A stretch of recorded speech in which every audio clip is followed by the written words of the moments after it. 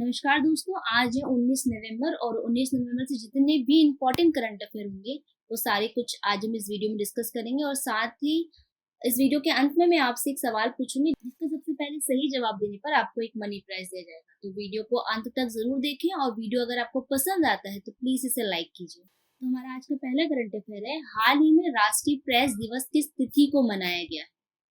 तो राष्ट्रीय प्रेस दिवस ये मनाया गया है 16 नवंबर को। भारत में प्रेस को लोकतंत्र का चौथा स्तंभ माना जाता है। तो भारत में स्वतंत्र प्रेस के महत्व को उजागर करने के लिए प्रत्येक वर्ष 16 नवंबर को राष्ट्रीय प्रेस दिवस मनाया जाता है। अब इस मंथ के इम्पोर्टेंट डेज को रिवाइज कर लेते हैं। मेरे साथ आप भी बोलिएगा तो आपको ये चीजें याद हो जाएंगी। 1 नवंबर को होता है विश्व शाकाहार दिवस और मध्य प्रदेश, आंध्र प्रदेश, छत्तीसगढ़, हरियाणा, कर्नाटक और केरल का स्थापना दिवस। 2 नवंबर को मनाया जाता है पत्रकारों के खिलाफ अपराधों के लिए दंड समाप्त करने हेतु अंतर्राष्ट्रीय दिवस। 3 नवंबर को मनाया जाता है विश्व जेलीफिश दिवस और अंतर्राष्ट्रीय बायोस्फीयर रिजर्व दिवस। 5 नवंबर को होता है विश्व सुनामी जागरूकता दिवस। 10 नवंबर को मनाया जाता है शांति और विकास के लिए विश्व विज्ञान दिवस। 11 नवंबर को होता है राष्ट्रीय शिक्षा दिवस। 12 नवंबर को मनाया जाता है विश्व निमोनिया दिवस। 13 नवंबर को होता है विश्व दयालुता दिवस और 14 नवंबर को मनाया गया है हाल ही में विश्व मधुमेह दिवस। तो ये थे हमारे नवंबर के अब तक के इम्पोर्टेंट डेज। अगला है, हाल ही में अंतर्राष्ट्रीय छात्र दिवस किस तिथि को मनाया गया है? तो अंतर्राष्ट्रीय छात्र दिवस ये मनाया गया 17 नवंबर को। अंतर्राष्ट्रीय छात्रों के सामने आने वाली चुनौतियों के बारे में लोगों को जागरूक करने के लिए प्रत्येक वर्ष 17 नवंबर को अंतर्राष्ट्रीय छात्र दिवस मनाया जाता है। जो लोग विदेश में रहते हैं और पढ़ाई करते हैं उनके लिए एक अंतर्राष्ट्रीय छात्र बनना एक चुनौतीपूर्ण कार्य है, क्योंकि विदेश में रहकर अपने घर और परिवार से दूर रहकर पढ़ाई करना एक साहस की बात होती है। इसलिए प्रत्येक वर्ष 17 नवंबर को अंतर्राष्ट्रीय छात्र दिवस मनाया जाता है। अगला है, हाल ही में भारत और किस देश के बीच संयुक्त अभ्यास मित्र शक्ति 2023 का 9वां संस्करण शुरू हुआ? तो भारत और श्रीलंका देश के बीच संयुक्त अभ्यास मित्र शक्ति 2023 का 9वां संस्करण शुरू हुआ है। यह 9वां संस्करण पुणे में हो रहा है, जिसमें दोनों देशों की सेनाएं छापे मारने, खोज करने और लक्ष्य को नष्ट करने जैसे मिशनों तथा हेलीकॉप्टर से अंजाम दिए जाने वाले ऑपरेशन आदि का अभ्यास करेंगे। तो सही आंसर इसका श्रीलंका। तो ये है मैप में श्रीलंका। श्रीलंका की राजधानी है, श्रीलंका की 2 राजधानी है। एक राजधानी है उसकी जयवर्धनपुर कोट्टे, ये एक प्रशासनिक राजधानी है, और दूसरी है कोलंबो, ये वाणिज्यिक राजधानी। यहाँ की प्रेसिडेंट है रानिल विक्रमसिंघे और यहाँ के प्राइम मिनिस्टर है दिनेश गुणवर्धन। अच्छा, भी हाल ही में श्रीलंका के पूर्व क्रिकेटर मुथैया मुरलीधरन की बायोपिक 800 रिलीज हुई। आईसीसी द्वारा श्रीलंका देश के क्रिकेट बोर्ड को तत्काल प्रभाव से निलंबित कर दिया गया। श्रीलंका के त्रिंकोलीमाली में निर्मला सीतारमण द्वारा एसबीआई की शाखा का उद्घाटन किया गया और श्रीलंका ने भारत सहित 7 पड़ोसी देशों के लिए मुफ्त वीजा देने की घोषणा की। अगला है, हाल ही में इनोवेशन इकोसिस्टम को बढ़ावा देने के लिए भारत और किस देश ने समझौता किया है? तो भारत और अमेरिका देश ने स्टार्टअप इकोसिस्टम को बढ़ाने, विनियामक बाधाओं को दूर करने और महत्वपूर्ण उभरती प्रौद्योगिकियों में सर्वोत्तम प्रथाओं को साझा करने के लिए एक समझौते पर हस्ताक्षर किए। तो सही आंसर इसका अमेरिका। भारत और अमेरिका ने इनोवेशन इकोसिस्टम को बढ़ाने के लिए समझौता किया है। अब अमेरिका की बात है, तो ये है मैप में अमेरिका। अमेरिका की राजधानी है वॉशिंगटन डीसी और यहाँ के प्राइम मिनिस्टर है जो बाइडेन। अच्छा, भी अमेरिकी प्रतिनिधि सभा के स्पीकर के रूप में माइक जॉनसन को चुना गया है। वित्त वर्ष 2023-24 में अप्रैल सितंबर के दौरान भारत का सबसे बड़ा व्यापारिक भागीदार अमेरिका बना। अमेरिकी राष्ट्रपति द्वारा राष्ट्रीय प्रौद्योगिकी और नवाचार पदक से भारतीय अमेरिकी अशोक गाडगिल और सुब्रा सुरेश को सम्मानित किया गया। अमेरिका, जापान और दक्षिण कोरिया ने संयुक्त अभ्यास का आयोजन किया और भारत के बाहर डॉक्टर BR अम्बेडकर की सबसे बड़ी प्रतिमा का अनावरण यूएसए के मैरीलैंड में किया गया। अगला है, हाल ही में विश्व कप में सर्वाधिक सिक्स लगाने वाले बल्लेबाज कौन बने? तो विश्व कप में सर्वाधिक सिक्स लगाने वाले बल्लेबाज बने हैं रोहित शर्मा। रोहित ऐसे बल्लेबाज बन गए हैं जिन्होंने क्रिकेट वर्ल्ड कप के इतिहास में 50 या उससे ज्यादा छक्के लगाए हैं। और रोहित से पहले क्रिस गेल ने 50 ओवरों के वर्ल्ड कप में 49 छक्के लगाए। तो सही आंसर इसका रोहित शर्मा। ये है इंडियन बल्लेबाज रोहित शर्मा। अच्छा, हमने क्रिकेट की बात की हमने, तो हाल ही में वनडे क्रिकेट में 7 विकेट लेने वाले पहले भारतीय गेंदबाज मोहम्मद शमी बने। आईसीसी द्वारा अक्टूबर 2023 माह के लिए ICC women's player of the month के रूप में हेले मैथ्यूज को चुना गया। आईसीसी द्वारा अक्टूबर 2023 माह के लिए ICC men's player of the month के रूप में रचिन रविंद्र को चुना गया। क्रिकेट के भगवान कहे जाने वाले पूर्व क्रिकेटर सचिन तेंदुलकर की प्रतिमा का अनावरण वानखेड़े स्टेडियम मुंबई में हुआ। इंग्लैंड के क्रिकेटर डेविड विली ने अंतर्राष्ट्रीय क्रिकेट के सभी प्रारूपों से संन्यास लेने की घोषणा की और वनडे क्रिकेट में सबसे तेज 100 विकेट लेने वाले तीसरे गेंदबाज शाहीन अफरीदी बने।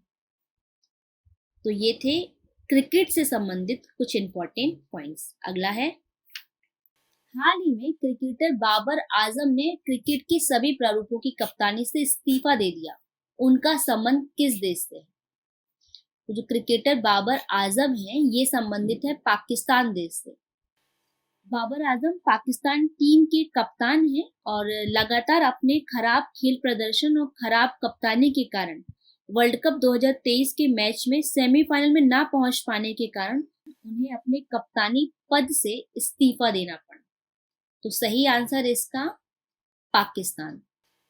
ये पाकिस्तान टीम के कप्तान बाबर आजम। अभी पाकिस्तान ने बैलिस्टिक मिसाइल अबाबील का सफल परीक्षण किया। अगला है, हाल ही में तीसरी हॉकी इंडिया सीनियर महिला इंटर डिपार्टमेंट नेशनल चैंपियनशिप 2023 का उद्घाटन कहाँ किया गया? तो तीसरी हॉकी इंडिया सीनियर महिला इंटर डिपार्टमेंट नेशनल चैंपियनशिप 2023 का आयोजन किया गया है नई दिल्ली में। पेट्रोलियम मंत्री हरदीप सिंह पुरी ने दिल्ली के शिवाजी स्टेडियम में इस चैंपियनशिप का उद्घाटन किया। तो सही आंसर इसका नई दिल्ली। अब नई दिल्ली के कुछ पॉइंट्स हैं, उनको हम रिवाइज कर लेते हैं। तो गंगा उत्सव 2023 का आयोजन हाल ही में नई दिल्ली में हुआ। दिल्ली सरकार ने जय भीम मुख्यमंत्री प्रतिभा विकास योजना की शुरुआत की। सरस आजीविका मेला 2023 का आयोजन गुरुग्राम में हुआ। भारतीय सेना द्वारा नई दिल्ली में चाणक्य रक्षा संवाद 2023 का आयोजन किया गया। 16वां शहरी गतिशीलता भारत सम्मेलन का आयोजन नई दिल्ली में हुआ। 7वीं भारतीय मोबाइल कांग्रेस का आयोजन हाल ही में नई दिल्ली में हुआ और भारतीय सैन्य विरासत महोत्सव के पहले संस्करण का उद्घाटन नई दिल्ली में किया गया। अगला है, हाल ही में किस एयरपोर्ट ने सनफ्लावर पहल शुरू की? तो सनफ्लावर पहल ये शुरू की है नई दिल्ली एयरपोर्ट में। कुछ लोगों में कुछ ऐसी विकलांगताएं होती हैं, छिपी हुई विकलांगताएं होती हैं जो आसानी से दिखाई नहीं देती। तो उन्हीं छुपी हुई विकलांगता वाले यात्रियों के लिए दिल्ली एयरपोर्ट ने सनफ्लावर प्रोग्राम पहल की शुरुआत की है। इस सनफ्लावर प्रोग्राम में एक सनफ्लावर डोरी, पिन या बैच या अन्य सनफ्लावर उत्पाद होता है जिसे पहनकर आप आसानी से हवाई अड्डे में नेविगेट करते समय सामने वाले को बता सकते हैं कि आपको अतिरिक्त सहायता, समझ और अधिक समय की आवश्यकता है। तो सही आंसर इसका नई दिल्ली एयरपोर्ट। अगला है, हाल ही में किस लेखक ने Kashmir 3 of the partition trilogy नामक पुस्तक लिखी? तो Kashmir 3 of the partition trilogy नामक पुस्तक लिखी है मनरीत सोडी सोमेश्वर ने। सही आंसर इसका मनरीत सोडी सोमेश्वर। ये है लेखिका मनरीत सोडी सोमेश्वर। अब कुछ बुक्स को रिवाइज कर लेते हैं। Warriors on wheels, wheel chair to Padmashri नामक पुस्तक का विमोचन हाल ही में मनोज सिन्हा के द्वारा किया गया। Lions that ink the moonlight नामक पुस्तक इसरो के चीफ डॉक्टर एस सोमनाथ की आत्मकथा है। कोल्ड ब्लडेड लव नामक पुस्तक गिरीश दत्त शुक्ल के द्वारा लिखी गई। द रिवर्स स्विंग नामक पुस्तक अशोक टंडन के द्वारा लिखी गई और the day I become earner नामक पुस्तक रोहिणी चट्टोपाध्याय के द्वारा लिखी गई। तो ये थी कुछ बुक्स जिसे हमने रिवाइज की। अगला है, प्रसिद्ध वीडियो कॉलिंग वेबसाइट ओमेगल ने कितने साल बाद अपनी सेवाएं बंद करने का ऐलान कर दिया? तो ओमेगल एक फेमस वीडियो कॉलिंग वेबसाइट है जिसने 14 साल के बाद अपनी सेवाएं बंद करने का ऐलान किया है। ओमेगल पिछले 14 साल से यूजर्स को अजनबियों से लाइव और टेक्स्ट चैट करने की सर्विस दे रहा था, किंतु ऑनलाइन अब्यूज की शिकायतों के कारण कंपनी ने इसे बंद करने का डिसीजन किया है। तो सही आंसर इसका 14 साल। तो फ्रेंड्स, ये था हमारा आज का सेशन। आई होप कि आपको पसंद आया होगा। अगर पसंद आया तो प्लीज इसे लाइक कीजिए। अब मैंने लास्ट जो आपसे सवाल पूछा था उसे देख लेते हैं। लास्ट मैंने आपसे पूछा था, हाल ही में किस पूर्व क्रिकेटर की बायोपिक 800 रिलीज हुई? तो बायोपिक 800 ये रिलीज हुई है श्रीलंका के पूर्व क्रिकेटर मुथैया मुरलीधरन की। सही आंसर इसका सी ऑप्शन, मुथैया मुरलीधरन। अब आज का सवाल, हाल ही में भारत किस देश से एगला एस एंटी एयरक्राफ्ट मिसाइलें खरीद रहा है? इसके ऑप्शन है जापान, चीन, रूस या इनमें से कोई नहीं। इस सवाल का जवाब आप मुझे कमेंट सेक्शन में कमेंट करके बताएंगे, और जो भी इस सवाल का सबसे पहले सही जवाब देगा उसे एक मनी प्राइज दिया जाएगा। तो प्लीज इस सवाल का आंसर जरूर कमेंट करें, और जितना कुछ आपको इसके बारे में पता है वो सारा कुछ उसमें आप मेंशन करें। और इस वीडियो का पीडीएफ भी आप डाउनलोड कर सकते हैं। इसका लिंक मैंने डिस्क्रिप्शन बॉक्स में दे दिया है, तो वहां से जाकर आप इसे डाउनलोड कर सकते हैं। तो गाइज, अगर ये वीडियो आपको पसंद आता है तो प्लीज इसे लाइक कीजिए, शेयर कीजिए, चैनल को सब्सक्राइब कीजिए और बेल आइकन को प्रेस कीजिए। Thank you for watching. Bye bye.